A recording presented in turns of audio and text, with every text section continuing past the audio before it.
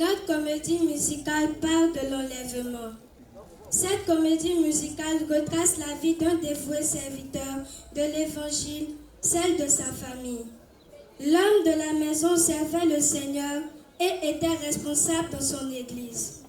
Prière, enseignement, évangélisation, jeûne meublaient son existence.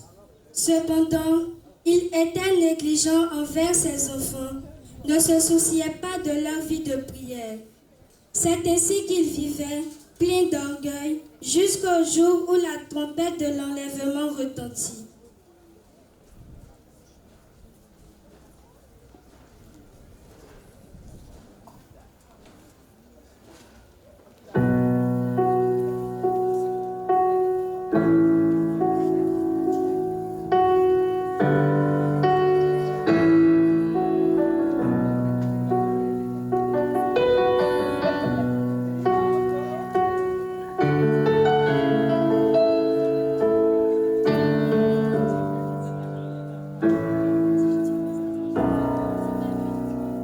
Bonsoir à tous, je m'appelle Dimas et j'ai 33 ans.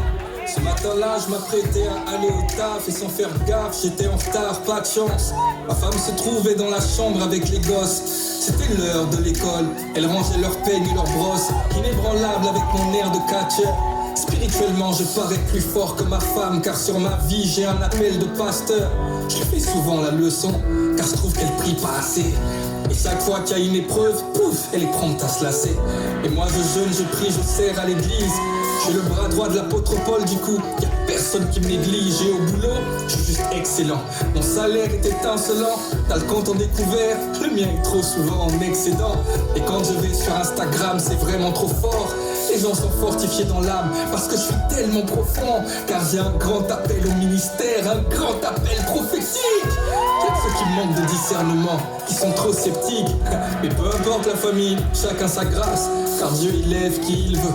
En tout cas, je sais ce que je vaux, et faire son œuvre, c'est ce que je veux. J'ai un appel des nations, je dois voyager dans le monde entier et faire toutes sortes de bonnes actions.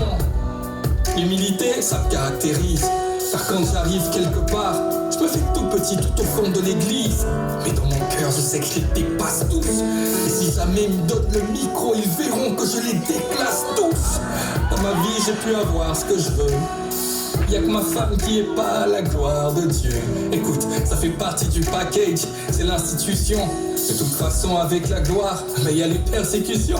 Ce jour-là je lui ai dit dépêche-toi, car on va être en retard. Elle me répond t'inquiète pas chérie, je suis sur le départ.